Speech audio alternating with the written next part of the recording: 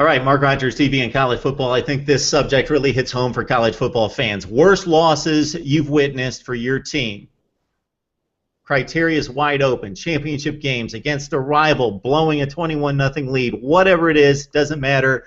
You choose the criteria. We talk about the worst losses, and we bring in Ben George from Tide at 99.1 to talk about the mighty Crimson Tide. And with all the big wins, it's almost like a healing process to a certain extent, Ben, to vet these losses, to talk about the losses, because you take the wins for granted, but the losses stick with you. Look, I don't take the wins for granted, Mark. I went to school at Alabama from 2000 to 2004. Okay, the darkest periods of Alabama football, even darker than Ears Whitworth. If you don't know who that is, go look him up. He was the worst coach in Alabama football history and had some of the worst years until I went to school there. I tell you, Ben, can we get back to those seasons? Is there any possibility that we could see another 3-8 or 4-9 or whatever they did? I'm not foolish enough to believe that football is not cyclical. I'll say this: it'll be a while because Nick Saban just got his extension approved and his raise approved. He's under contract to 2022. Now, whether or not we feel he stays that entire time, who knows? That would be amazing for Alabama fans if he did. But even if he does, let's say he goes to 2020, we'll round it down a little bit for college football's sake. Let's say that he ends at 2020. You're still going to have 5-8 years of success off of what he's created. I mean, it would take the worst coach to come in there and ruin what he had built up. So, I mean, we're talking 2035, Mark, maybe. We can start talking about a 3-8 season potentially. That's just my early prediction. Who knows? 2035 at the earliest. Okay, we'll keep that in mind. I'm kind of interested to hear this list, Ben, because there are two schools of thought, basically, in terms of choosing losses. Do you choose the ones from the great seasons that might have been, that let you down in an SEC title game or a regular season loss to in a big game, an Iron Bowl game, or I guess this wouldn't apply, BCS National Championship game loss, but you know what I mean.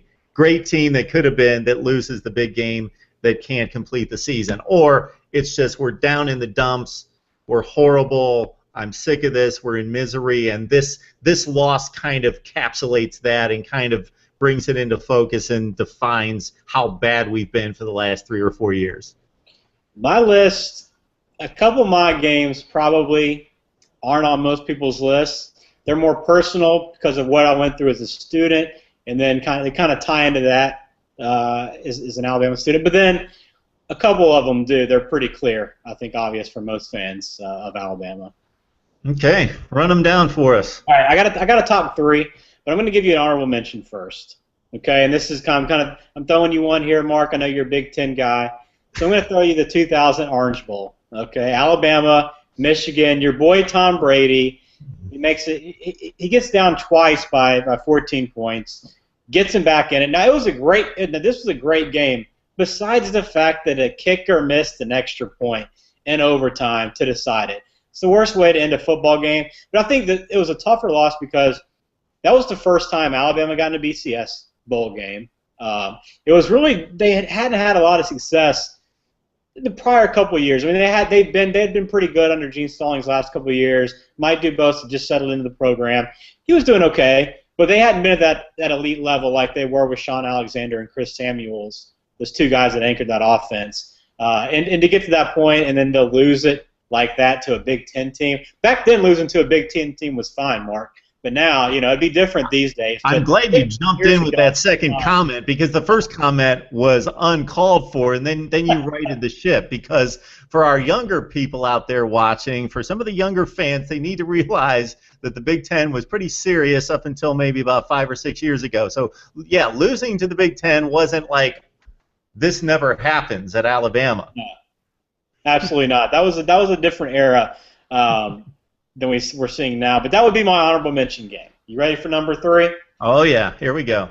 Number 3, this one might not be on your list, Mark. It might not be on a lot of people's list. But for me, 2003, Tennessee. Rivalry game. Now let's talk about what made this game so bad. Okay, there's a number. The reasons are endless, okay, at this point. But I'll start. I'll start at the top. We're going to start at the beginning of the game and work our way back down. If you need to answer that, Mark, go right ahead. No, I got Ben George on the line. I don't need to talk to anybody else but you. First off, Wesley Britt got injured that game, broke his leg. One of Alabama's better players. And look, again, let me remind you, this is a very bad period of Alabama football. Okay, this is when if you got the 9 wins, you celebrated. 8 wins, you're pretty satisfied. 7, hey, at least you're going to the Independence Bowl again. That's kind of where we were with that. So Wesley Britt get injured. He was a great player at Alabama, offensive lineman. He gets injured. Let's fast forward to the end of the game. It was 6-3 at halftime, Mark. Okay, in this game, low scoring. A game that had gone pretty slowly for the most part. And let me really quickly preface it by saying Alabama had lost, I think, like 7 or 8 straight. They'd won the year before, but before that they had lost 7 or 8 straight games against Tennessee. So there was still that bad taste in your mouth. You're tired of losing these guys every year. So we fast forward to the end of the game. Alabama gets a lead with 1:52 left. Casey Clausen, remember him? Oh, yeah. Drives right down the field, 86 yards, and just under 1:50, and ties that ball game up. That's not even the worst part. Alabama gets, and I totally missed this part, but right before they got that game-winning touchdown drive, Alabama had the ball to run out the clock in the game. Here's what happens, Mark. First play, 18-yard run for a first down. Wait, there's a holding. They bring it back. So it's 1st and 2. It's 1st and 2. All you need is a first down, Mark. You get 2 yards. You can run up the middle 3 times and get a first down. Well, that's what they try to do. No gain, no gain, no gain. You're punting the ball, 4th and 2. They give it back. Tennessee scores. So they should have ended the game in regulation. They didn't. We go to overtime. Second overtime, they sack Clausen. They get 2 incomplete passes in a row. It's 4th and 19 in Bryant-Denny Stadium in Tuscaloosa, one of the loudest environments I remember during that time, and even one of the loudest I've ever been involved with. Of course, Clausen completes a pass. They score a touchdown. We end up going to 5 overtimes. Alabama falls in that game, 51-43 or something like that. Who even cares what the score was at that point? But that's number 3 on my list.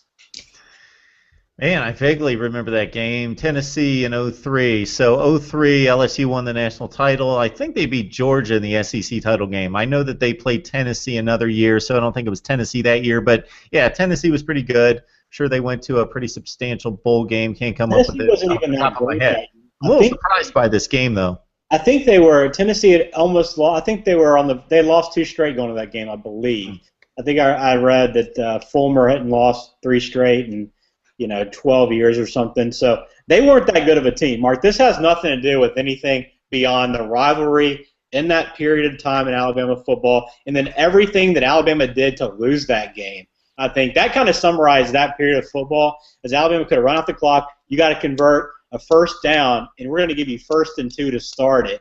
And then, you don't get that. You can still stop them from going 86 yards in less than 2 minutes. Oh, okay. You want a 3rd strike? How about 4th and 19 in overtime? You can't stop that. You don't deserve to win.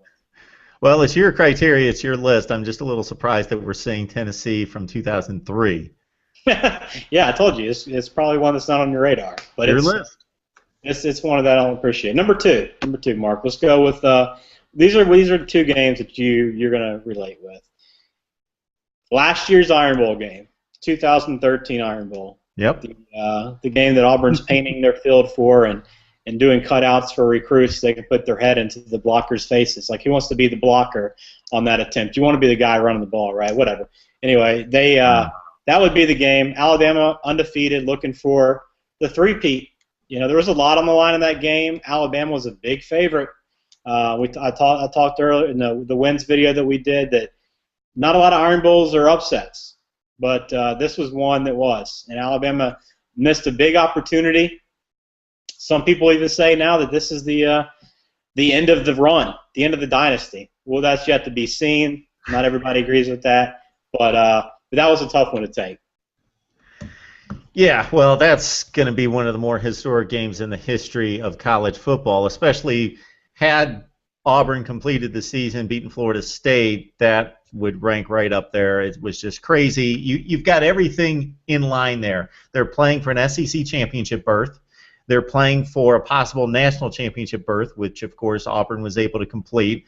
It's one of the more storied rivals in college football, and then it ends on the craziest play you could imagine. So perfect storm, everything comes together. So it's history in the making, and Alabama was on the wrong side for a change. Yeah, and if it wasn't for the fact that Auburn lost in the national championship game, that probably would have been closer to being number one. It might have been number one had they gone on to complete the deal. But in the end, it was just Alabama's loss. They did, they missed a big opportunity, and they did so in probably the worst way possible to watch that game. And now you got to put up with these cheesy, outdated, unoriginal 1-second jokes. That's the worst part probably out of all of it. Can you think of one off the top of your head? No, wait. Give me a second. Let me think about it. There you go. Okay. Yeah. Number one. You ready for number one? I'm ready for number one. See if I can guess. Number one, toughest loss since you've been a fan, early 90s to today. Give me 5 seconds. I'm going to go with 2010 Auburn game. Boom. You nailed it. Huh.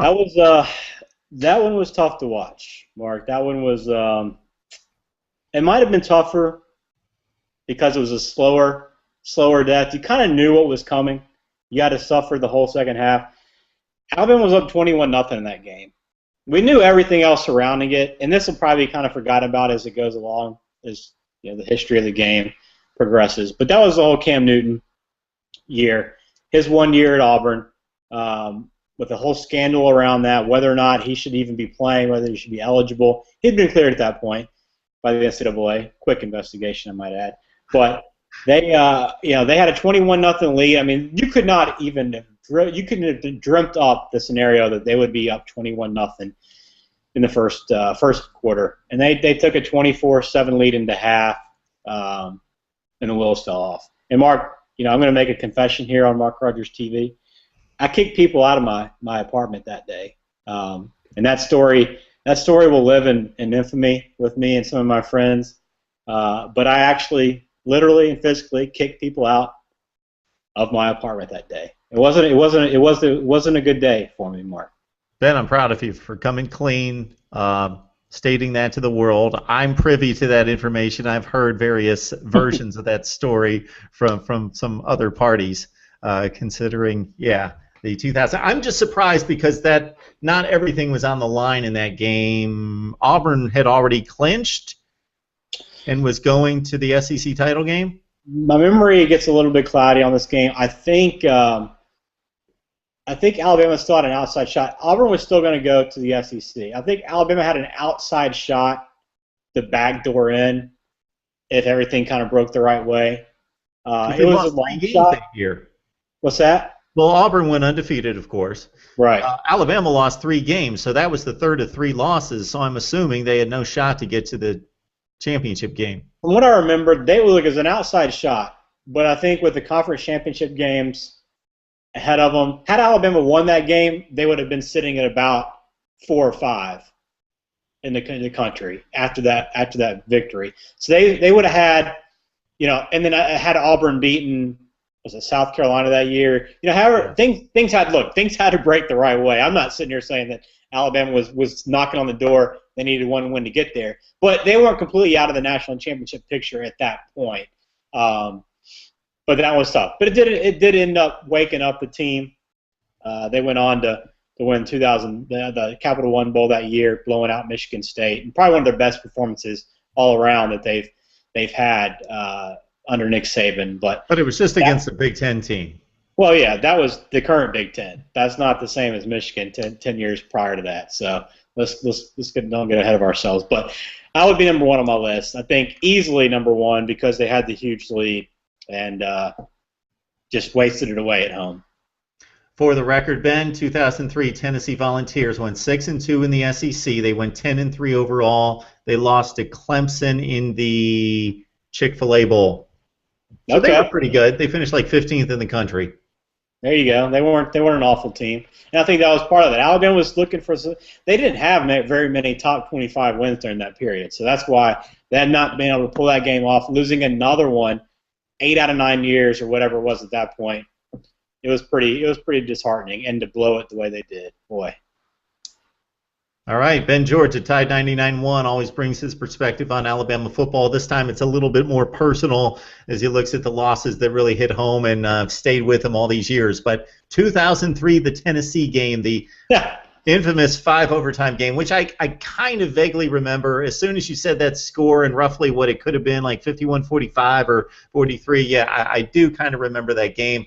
Again, I'm a bit surprised by the #1 selection. I know it's the Iron Bowl. I know it's Cam Newton. I know you're up 21-0, but you didn't have a shot at a national title, which is kind of rare in the last 3 to 5 years. So that's why I'm a bit shocked by that one. And I'll add, obviously, had they not gone on to win a championship, it might have knocked it down a peg. But you had a chance to prevent your rival, even as much as you wanted to win the championship, you still had a chance to prevent your rival from doing it. And that was a big miss on their part. What would you? Is there one that sticks out in your mind that was clearly left off this list? Yeah, see, that's kind of difficult. I can't think of anything in particular. Of course, you got the 2008 Sugar Bowl game that was a bit embarrassing against Utah. You've got the 2008 SEC title game, which, of course, Florida was king of the hill. It wasn't expected that Alabama would win, but at the same time, you were undefeated and had it right in front of you to win the SEC and then go on and win the BCS National Championship, having not won it since '92. Those two come to mind pretty readily. And then we could go back to your time in school. We could do a separate list of most embarrassing losses and would probably all come within that 3 to 4 year span right there. What, Louisiana Tech, Northern Illinois? 20-minute video on that, Mark. Yeah, we got shut out. Alabama got shut out by Southern Miss 21-0 in Birmingham at Legion Field. 2001 maybe, I don't know. That La Tech game. Another game at Legion Field.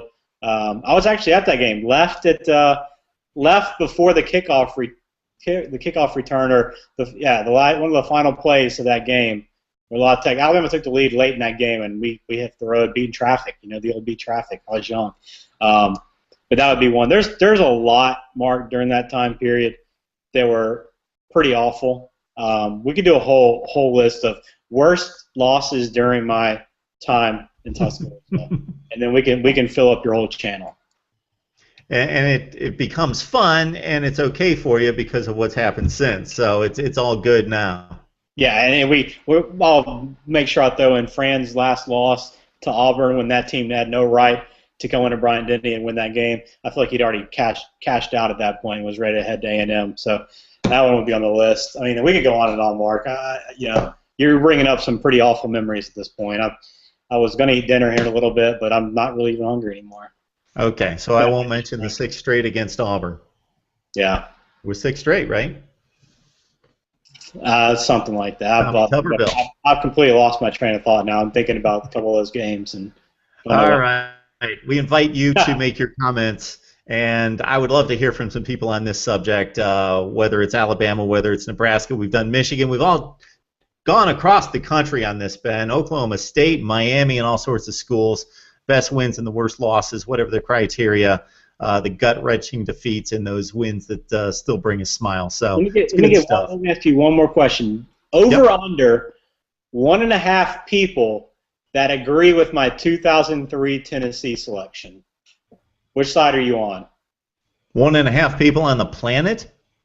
They watch this video and comment or tweet us, me or you, that they agree with 2003. I got to think that people, I'm going to say under, just because I think that you just have too many games to choose, and people are typically looking for something more tangible, that, hey, this cost us a championship, or they're looking for the same thing that you are. Hey, this really hit home. I was in college at the time, but other people had other experiences, and it wasn't necessarily Tennessee in 2003. If I can find that one person, Mark, we'll probably be best friends. You're going to have to find 2. They got the 1.5. That's true. If I could just find one at this point, I'll probably be happy. All right. It's always a pleasure, Ben. Appreciate the time, man. All right, Mark, anytime.